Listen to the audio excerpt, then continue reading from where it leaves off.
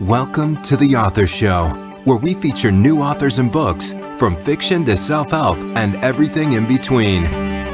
You'll find it all at theauthorshow.com. That's theauthorshow.com. And now let the show begin. Hi, this is The Author Show, and I'm your host, Linda Thompson. Have you ever wanted to challenge yourself and experience life in another country? Author Dr. Andy Wynn and his wife, Julie, did just that and spent over 6 years living in China. Andy has written The Biggest City You've Never Heard Of, that tells of that experience. And Andy joins us from Marbella, Spain, to tell us more.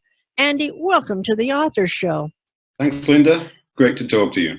Andy, will you please give us a quick overview of The Biggest City You've Never Heard Of? Sure, absolutely.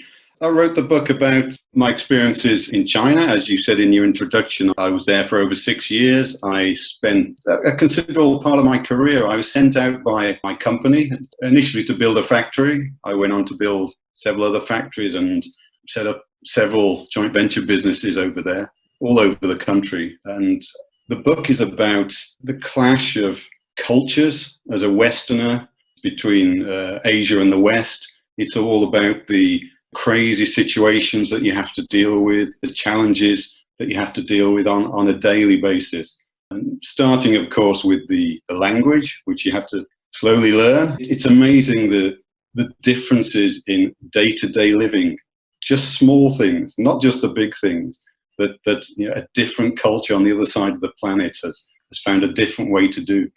Andy, we've established that this biggest city you've never heard of is in China, but what area of China was it in? I often call it the biggest city you've never heard of, because it was a phrase I built up because when colleagues in other parts of the world knew I'd moved to China, they asked, "Oh, where are you living?" And I told them, and it was a city called Dalian. And they said, "Where's that?" Of course, because I'd say about 95% of Westerners have never heard of the city of Dalian. Dalian is in the northeast of China. It's in a province called Liaoning.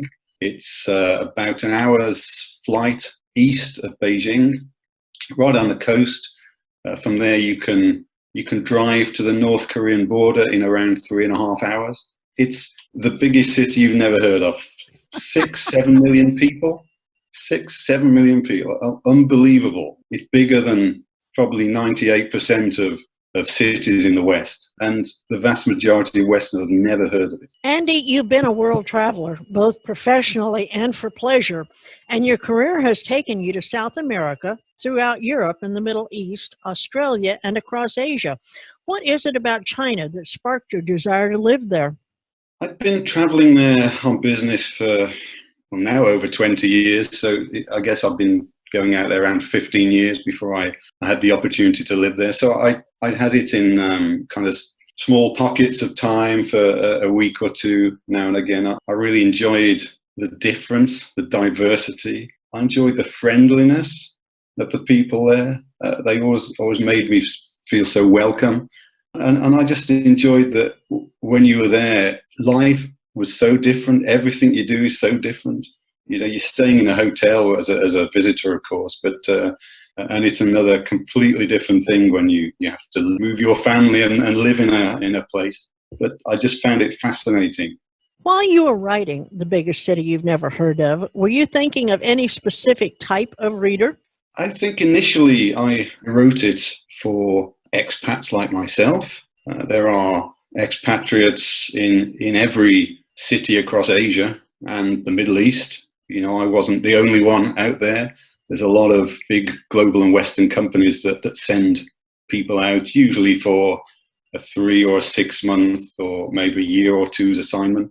And I was certainly sent on a 3-year assignment. So initially there's partly that as a readership. I met a lot of great people, built a lot of great friendships, and these people have since, of course, dissipated out back to other parts of the world, as I have as well. And so you create a wonderful network, and everyone has a great time while you're there. And I just wanted to capture that. I haven't met any expats who've actually written it down. They've all got good stories to tell, but I wanted to physically write mine down and capture it. And I think it gave me a lot of pleasure. And I know expat friends have read the book since. They said a lot of the situations they can really relate to, and a lot of fun we all had.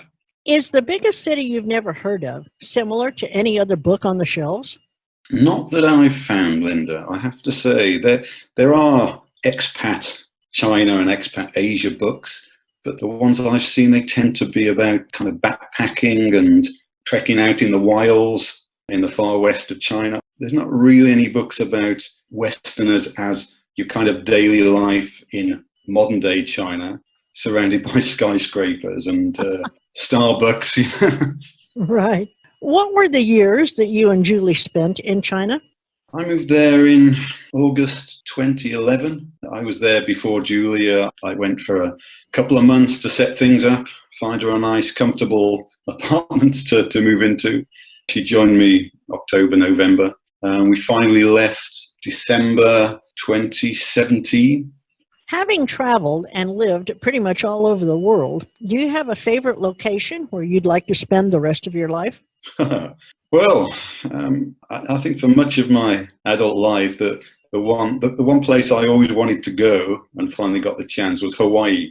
When I was based in the UK, Hawaii literally is the other side of the planet. And it's a big commitment, a big trek, and a lot of money to get there. And Julie and I were fortunate we got married in Maui. So that was kind of our place. And I thought from the UK, I thought, okay, we've done that. It was fantastic. It was well worth it. But a spin-off benefit from moving to China was that actually we were much closer to Hawaii than when we lived in the UK. So because Dalian is on the East Coast, from the UK, it's 24 hours to get to Hawaii. But from Dalian, it was only about 8-9 hour plane journey. So guess what we did? Every year we went for summer vacation to Hawaii, sometimes twice a year. You and Julie are now living in Marbella, Spain. What took you there? When we finished in China, I said earlier I had a 3-year contract, and I enjoyed it. Well, we enjoyed it so much I hung on every year until somebody noticed and recalled me back to the mothership in England. And by then I'd done 29 years in this company, and I thought, I don't want to go back to England, to my old house.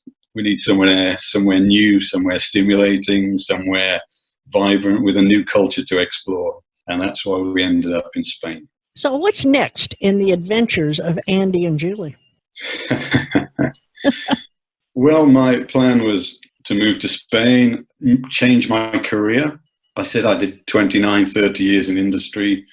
We're comfortable enough that I don't have to remain a corporate slave 9 to 5. So I decided we'll do our own thing. I set up my consultancy, and now I help businesses with innovation, new product development. And one thing I'm starting to do a lot more of is helping Western companies set up in China, because I found that the experience I had over there was a great interest to businesses in the West. Is there one memory of the time you spent in China that brings you the fondest? And if so, will you please share a bit about it with us? Oh, that's a good question. There's certainly a lot of fond memories, and I hope I've captured them in the book. But I wouldn't say a single memory, but a group of memories for me was the thing that really personified China for me, and was part of stepping out of your comfort zone and learning things about yourself, was karaoke. And as a kind of stiff Brit guy, I'd never sung karaoke in my life. And of course, I was always nervous and I didn't want to go. And one night, had no choice, we ended up. And I discovered, as many people do, that I loved it. And I discovered I was actually quite good at it. So these days, people they have to fight to get me off the stage these days. Andy, will you please read a short excerpt from The Biggest City You've Never Heard Of for our listeners? Sure. Okay. We're not backpacking hippie types out to travel the backwaters and nether regions of China on a shoestring, eating extreme street food, and trying to get in touch with our Chinese zodiac sign.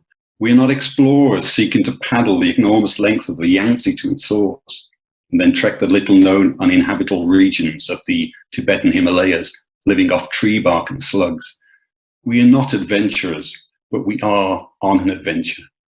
We are normal, professional people sent out from our home to do a job, but sent to a place that at times is so unrecognizable and incongruent to us that it might as well be an alien planet. We are Andy and Julie Wynn, and what we learned in our 6 years living in China is that the China expat experience is truly beneficial for both mind and body. It expands your knowledge and appreciation of the world. It helps you become more tolerant of different peoples and cultures. And it improves your thighs no end with all that squatting for the toilet. We are not pioneers or trailblazers. There have been business people and tourists traveling out to China for decades, and in some cases much longer. We don't pretend we've done something unique. There is a thriving expat community in every city in China and Asia. But what we have done still takes guts, and it's not for everyone. What we do know is that everyone's expat experience is a one-off, and we have our own story to tell, often challenging and uncomfortable, certainly educational, but definitely a lot of fun. China forces you to question everything you've ever known, everything you were taught, everything you think is right about how to do even the most mundane of everyday stuff. And despite what you hear on the news a bit about the economy there, China is still the new Wild West and remains a land of real opportunity. Oh my gosh, you've now gotten me wanting to go to China. So are you going to be writing another book about your travels? I hope so. I found Marbella, Spain to be very inspirational, and it helps not having a 9-to-5 job, so I've got time to do what the hell I like. This book is my second book. My first one is called Transforming Technology into Profit. It's a business book. My third book is I'm halfway through, and that's a follow-up to that book. I'm toying with my next travel book. That'll be my fourth one. I'll start that next year. So tell me, Andy, where can we learn more about you, about your other books, and most of all, where can we purchase The Biggest City You've Never Heard of? Well, Linda, my books are kind of woven into my consulting business, and so you can find out details about them on my website, which is ttipconsulting.co.uk. TTIP stands for Transforming Technology into Profit, and there are sections there about the business books. There's sections on the businesses I set up in China, and that's where you can see The Biggest City You've Never Heard of, read about it, and click through to online stores for purchase. We've been talking with Dr. Andy Wynn, author of The Biggest City You've Never Heard of. Andy, it's been a real pleasure learning of your adventures today. Thank you for being such a great guest, and I hope when you publish your next book that you'll come back and chat with us again. Great fun, Linda. Real pleasure. Thank you for having me on. If you've ever fancied a nibble on a nuclear frog, if you've ever wanted to experience the delicious fun of killing fish in the rain, and if you've ever wondered what it's like taking a dump, balancing precariously on 2 thick concrete posts with your backside hanging out over a cliff, then this book is for you. That's the first sentence in the preface of The Biggest City You've Never Heard of, and it certainly arouses the curiosity. And I hope you'll enjoy reading Andy's book as much as I enjoyed interviewing him. The Authors Show podcast may be accessed at any time by visiting theauthorshow.com. And selected interviews can also be found on major podcasting platforms such as Apple Podcast, iHeartRadio, Spotify, SoundCloud, and many more.